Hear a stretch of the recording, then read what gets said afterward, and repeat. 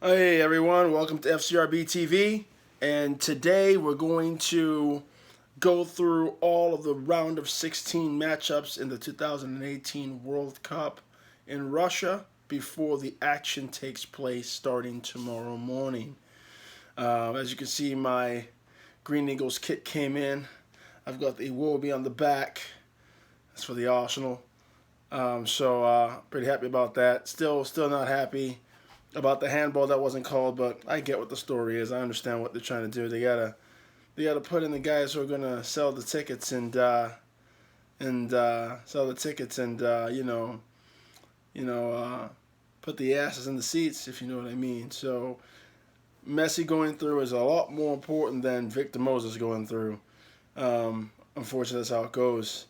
I feel like just telling the truth today. Yeah. So that's how I feel about it. That's a handball 10 times out of 10. But anyway, we're off to the round of 16, and we've got some quality matchups. Before we really get into it, you know what? I'm actually going to start. If you're looking at the map of how the teams are going to get to the World Cup finals, I'm going to start at the bottom right hand side, which will have us take a look at England versus Colombia. England versus Colombia. Colombia are the group winners, and then England are the runner-up in their group, second to Belgium. And now I'm starting there because a lot of people haven't, they're talking about, England and Belgium both played B teams in their third group match showcase there, and Belgium's B team beat England's B team, and people are asking the question: did England actually win by losing? And I don't think England played to lose. I think they rested players, and as did Belgium. And I think that they want getting a draw would have been good for England to still win the group. But Adnan Januzaj scored a good goal and gave all 3 points to Belgium. So they're talking about momentum. Have they killed their momentum by losing that match? Does it bode well for Belgium to continue to just keep winning?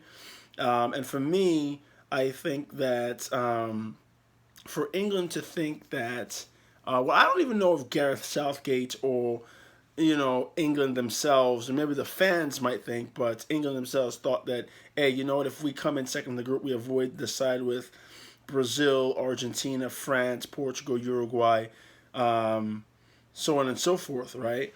But the thing is, England has an incredible matchup with Colombia in the round of 16, and people are saying, well, James Rodriguez is injured, so he's not 100%, so therefore England are going to win the game.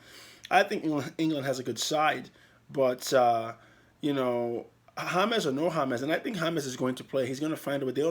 They play on Tuesday, so they've got a few days. They've got what, Friday, Saturday, Sunday, Monday, 4 days to try to do some magic and get that calf, where it's at least 80%, where he can give it a go as he did against Poland, and we saw what happened when he played in the Poland match. So I think with or without James Rodriguez, Colombia is going to be a formidable side for the Three Lions to deal with, and it's going to be tight. It's going to be real tight, and then even if they're to get through that, the two teams that are waiting in that side of the draw aren't going to be a walk in the park either. So I'm going to go ahead and say that James not being 100%, Colombia's still a good side. Falcao's going to be a problem. This kid Juan Quintero is pretty good. I'm going to say that it's tough. It's really hard. I don't know. I really don't. Because I can see Colombia winning. I can see England winning.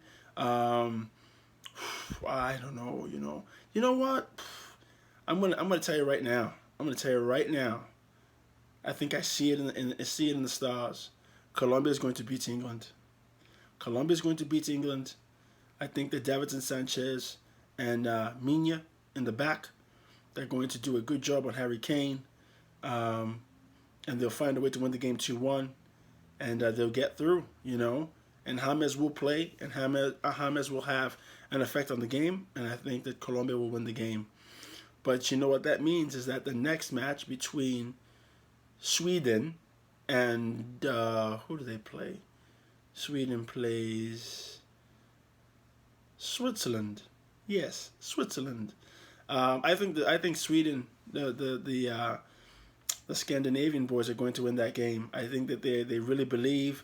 They're really unified, and I think that they will get away from Switzerland and win that game. And is that correct? I think so. So yes, I believe that that's what's going to happen. I believe that's what's going to happen. Sweden will beat them, and Sweden will meet Colombia in the quarterfinals. Then you go up again to Croatia versus Denmark. Correct? Denmark, yes. Croatia versus Denmark. And I think that Croatia will take care of Denmark, send them home. I really wish it was Peru that were there, but it's not. So Croatia beating Denmark, and then you go up to the hosts, hosting European power Spain, Russia versus Spain, and I think that Russia will put up a fight. They're at home, in front of their fans, on their home soil. They'll fight, but I believe that Spain will get through on that as well. So in the quarterfinals, you're going to have Spain versus Croatia, sensational matchup there, and then you'll have Colombia versus Sweden, which will be another very good tie in that one there. And then you go to the top left hand side, the first of the round of 16 matchups, Uruguay versus Portugal, and I believe that the Uruguayans are just too much right now. The counterattacking game of Portugal, I don't think will be able to withstand Uruguay. They're very cagey. The coach, the manager Tabares at Uruguay, is a grizzled veteran, and they just know how to grind out games. Godin and Jimenez are going to be too much in the back for the Portuguese counter. I don't think that the counter is going to really, cause them too much problems. I think that, if Portugal's going to win the game, they're going to have to really, open up their attack and spread the pitch and allow people like, I would get Gedges wider. Put Gedges wider, put Ronaldo straight up front. Quaresma's got to start. And then they've got to have Bernardo Silva in the middle pulling strings. They've got to really keep possession and try to go at Uruguay. But it's good. And that's not the coach's DNA at Portugal. Santos is his name. And he doesn't. He won't agree with me. He wants to be compact and have the Uruguayans come on to them. So it's going to be real cagey. But I think that Cavani Suarez will be quite a handful up front for Pepe and Jose Font, and I don't see really Portugal, breaking down the Uruguayan defense on counters. So Uruguay through to the next round. Then you have Argentina versus France, and if you remember any of the videos before the tournament started, France were my pick to win it.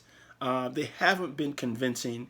They scraped by Australia 2-1, scraped by Peru 1-0, and then drew 0-0 with Denmark. So they haven't really gotten an opportunity to show us why we should believe, or why my backing of the Les Bleus was a good selection.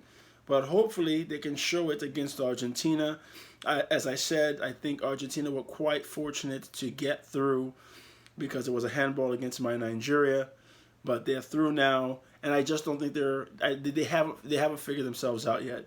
The problems that they had against Croatia and Iceland, those problems are still there. The team is fragmented. It's not unified. It's not together.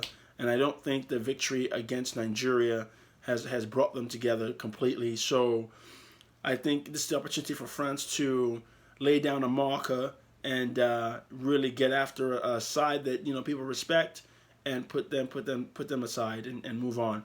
So I'm going to pick France to beat Argentina. and then they will be into the quarterfinals, France versus Uruguay. Then we get to Brazil versus Mexico. And that one is going to be a real good one, I think. It's going to be a real barn burner because Carlos Vela is amazing, if you didn't know. Carlos Vela is a G. Dude is nice. And I think he and Hector Herrera, who is one of my favorites from the Mexican national team, he's been linked with Arsenal, which is fantastic. I hope that Unai Emery makes it happen and we get him to the Emirates as soon as possible. But I tell you what, Mexico has a team that can challenge Brazil.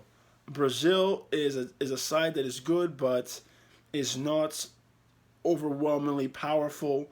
I think that it's going to be a barn burner. I am going to pick Brazil to win it, but just win it. I see it going to extra time. I think Mexico is going to fight and hang in there, and just with the Costa Rica game, Costa Rica and Brazil was real tight.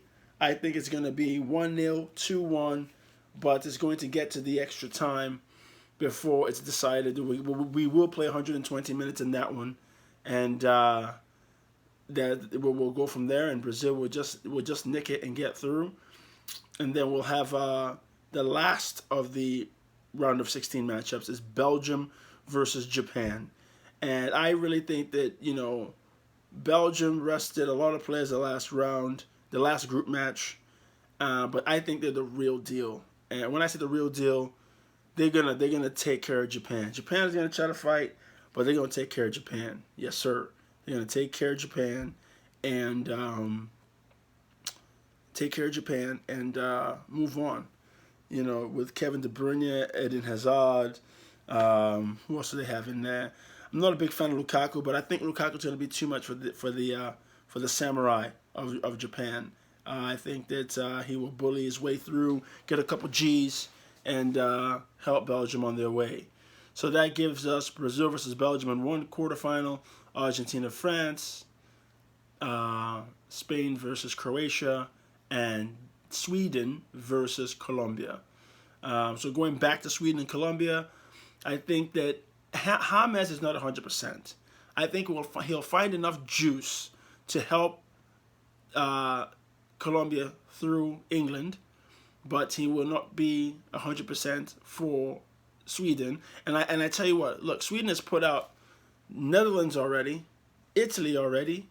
They've had a hand in putting out Germany already, and I think they're going to put out Colombia as well. They're going to put out Colombia. I hate to say it, put out Colombia because James is not 100%. Sweden is unified. They've got size. They're clever. Their manager's got a good game plan. Smart. I think that Colombia could lose their way a bit without James, or not 100% James. Sweden is into the semifinals. That's just what I believe. Sweden into the semifinals, and then we go up top to Croatia, Spain. Now look at this. This matchup is going to be phenomenal because Croatia has been playing the counterpunch all tournament. I believe they'll play the counterpunch against Denmark, but Denmark will do the same. But Denmark's players, they're game changers. They don't have as many game changes as Croatia. Croatia gets by, as I said before. But now Croatia will try to sit in and counter against Spain. But Spain is so good keeping the ball, creating chances. I think this tactic is going to be the downfall of Croatia, and Spain will get through. So then you get Spain versus Sweden in this one semifinals. We'll slide over to the other quarterfinal between Uruguay and France. And this is a massive test for France. Uruguay is real tough. I tell you what, you know what? I don't think my pick are going to make it. I think they're going to falter. I don't think they have enough heart. I think they're going to falter. They haven't found their way yet. And even getting past Argentina, that might give them a false sense of complacency that, yes, we've arrived. We've just put out Messi in Argentina. I'm not seeing it. I see Uruguay getting to the semifinals because I respect those two center backs, man. Those guys are tough. They're tough. They look ready to go. I'm feeling Uruguay. Uruguay's into the semifinals. You come down to Belgium versus Belgium versus Brazil in the last quarterfinals. That one there, you know what? I'm not feeling Brazil either, mate. I'm not feeling them. I think Belgium's going to do it to them. I think Belgium will do it to them. I think that Kevin De Bruyne, Eden Hazard will put Brazil under pressure. Let's not forget Brazil are having some issues defensively in terms of players available because Marcelo is injured, Danilo is injured, and then somebody else is injured as well. So they're missing some lads. Oh yeah, Fred is injured, but Fred hasn't even played, so Fred is injured. But it's going to be tough for Brazil. I think that they're going to be found out by the Belgians into the semifinals against Uruguay. So we have one South American side in the semifinals versus a European side in Belgium, then another European side, and then two other European sides on the other side with Spain versus Sweden. And in the finals, I believe, from what we have remaining, we are going to have Spain versus, this is tough, Uruguay. Spain versus Uruguay in the final. That will be a great game to watch. Spain versus Uruguay in the final in Moscow come the World Cup finals. And there is going to, I cannot pick it. I say that, I will have to come back and do another video before we get to the finals. But obviously there'll be videos at the end of the round of 16 games because there will be drama. There will be VAR involved. VAR ruining matches yet again. So right now, as we have the last 16, I believe we'll get to Spain versus Uruguay in the final. But I will speak to you all again before that time. So it's going to be interesting. Let me know what you think. Let me know what your predictions are. Who you think will reach the last two. Who will get to Moscow. If you haven't subscribed yet, please do. FCRB TV. Our club's got team photo day tomorrow. It's going to be cool. It's going to be hot, but it's going to be cool. The lads wearing their kit, taking pictures, making memories. FCRB TV. Ciao.